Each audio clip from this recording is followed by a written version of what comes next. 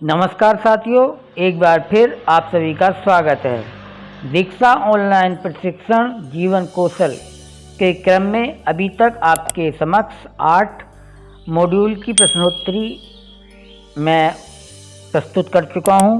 इसी के क्रम में इस वीडियो में हम देखेंगे 9वें मॉड्यूल की प्रश्नोत्तरी, जिसका नाम है सृजनात्मकता। इसमें कुल 12 प्रश्न हैं, सभी के सटीक उत्तर दिए गए हैं। वीडियो पसंद आए तो लाइक और शेयर करना न भूलें। आइए शुरू करते हैं। तो पहला प्रश्न है, यह आवश्यक नहीं है कि उच्च बुद्धि लब्धि वाले बच्चे सृजनात्मकता में भी उच्च हों, तो इसका पहला ऑप्शन सही हो जाएगा। अगला प्रश्न है, सृजनात्मकता विचारों या समाधानों की मौलिकता से संबंधित होती है, तो ये सही बात है, तो इसे सत्य पर क्लिक करेंगे। अगला प्रश्न है, सृजनात्मकता किसी गतिरोध से आगे रहने में सक्षम बनाती है, तो जी हाँ, ये भी सही है, सही पे क्लिक करेंगे। आगे बढ़ते हैं। अगला प्रश्न है, सृजनात्मकता एक कोरी कल्पना होती है, तो ये गलत बात है, तो इस पे गलत पे क्लिक करेंगे। अगला प्रश्न है, सृजनात्मकता के स्वरूप के आधार पर निम्न कथनों में से सही कथन और गलत कथन को पहचानें। सृजनात्मकता सार्वभौमिक होती है, तो ये बात सही है, सही पे क्लिक करके आगे बढ़ते हैं। अगला प्रश्न है, आप बुद्धि और सृजनात्मकता में कैसा संबंध देखते हैं, तो हम सकारात्मक संबंध देखते हैं, तो पहला ही ऑप्शन इसका सही है। अगला प्रश्न, अध्यापक किन विशेषताओं के आधार पर बच्चे को सृजनात्मक बच्चे कह सकते हैं? पहला, बच्चे के संवेदनशील होने पर, दूसरा, बच्चे के परिहास प्रिय होने पर, बच्चे के जिज्ञासु होने पर, या ABC तीनों गुण विद्यमान होने पर। तो इसमें चौथा वाला ऑप्शन सही है, ABC तीनों गुण विद्यमान होने पर। अगला प्रश्न है, अध्यापकों के द्वारा सृजनात्मकता को बढ़ाने हेतु किए जाने वाले प्रयासों में से निम्न में से कौन सृजनात्मक विकास में सहायक नहीं है? पहला, खेल, दूसरा भाषण, तीसरा हास्य क्रियाएं, चौथा निर्णय संबंधी क्रियाएं। तो इसमें भाषण जो है सहायक सिद्ध नहीं होगा।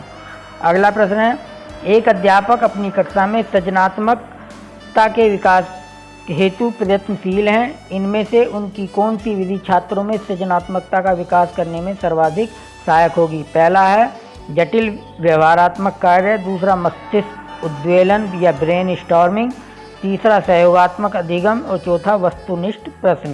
तो इसका जो है दूसरा ऑप्शन मस्तिष्क उद्वेलन या ब्रेन स्टॉर्मिंग सही है। अगला प्रश्न है, अलका अपने विचारों की खुलकर अभिव्यक्ति करती है, वह समस्याओं पर अनेकों रास्ते सुझाती है, हमेशा अन्य बच्चों से भिन्न उत्तर देती है, वह शाब्दिक तथा आकृति विस्तारण में माहिर है। अलका में सृजनात्मकता के कौन कौन से तत्व हैं? तो अलका में प्रवाह, लचीलापन, मौलिकता और विस्तारण के गुण हैं, क्योंकि वह अपने हमेशा अनेक रास्ते सुझाती है और अन्य बच्चों से भिन्न भिन्न जो है उत्तर देती है, तो इसलिए उसमें मौलिकता भी है, लचीलापन भी है और विस्तारण भी है। अगला प्रश्न है, कक्षा में रवि कुशाग्र बुद्धि का छात्र है तथा परीक्षा में अच्छे अंक प्राप्त करता है, उसी परीक्षा में सुरेश औसत अंक प्राप्त करता है, परंतु वह अनेक वस्तुओं का खूबसूरती से निर्माण कर देता है। इस कथन से आप क्या समझते हैं? तो पहला ऑप्शन है, इसमें सृजनात्मकता होने के लिए एक विशेष स्तर तक बुद्धि का होना आवश्यक है। दूसरा, उच्च बुद्धि वाला बालक सृजनशील अवश्य होगा। तीसरा, निम्न कम बुद्धि वाला बालक भी सृजनशील हो सकता है। या चौथा, बुद्धि तथा सृजनशीलता में कोई संबंध नहीं है। तो इसका पहला ही ऑप्शन सही है, सृजनात्मकता होने के लिए एक विशेष स्तर तक बुद्धि का होना आवश्यक है। अगला प्रश्न है, मीना कम उपयोगी वस्तुओं से कुछ कलात्मक वस्तुओं का निर्माण करती है, सभी उसकी प्रशंसा करते हैं, मीना का यह गुण प्रदर्शित करता है समालोचनात्मक चिंतन का, चंचलता को, सृजनात्मक चिंतन को या कुशलता को। तो इसमें वह सृजनात्मक चिंतन को प्रदर्शित करता है। तीसरा ऑप्शन इसका सही है। इस तरह से हमने 12 प्रश्नों के आंसर दिए और हम अपना आंसर स्कोर चेक करते हैं, तो हमारा स्कोर हुआ 12 आउट ऑफ 12। इस तरह से इस वीडियो में हमने 9वें मॉड्यूल जो सृजनात्मकता चिंतन है उसका प्रश्नोत्तरी देखी। इससे पहले की प्रश्नोत्तरी देखने के लिए आप वीडियो के डिस्क्रिप्शन में जाकर दिए गए लिंक पर क्लिक करके उन्हें देख सकते हैं। इससे लास्ट आने वाली जो प्रश्नोत्तरी है, आखिरा मॉड्यूल है 10वां, उसकी भी वीडियो मैं आपके समक्ष जल्दी ही प्रस्तुत करूंगा। वीडियो देखने के लिए धन्यवाद। नमस्कार।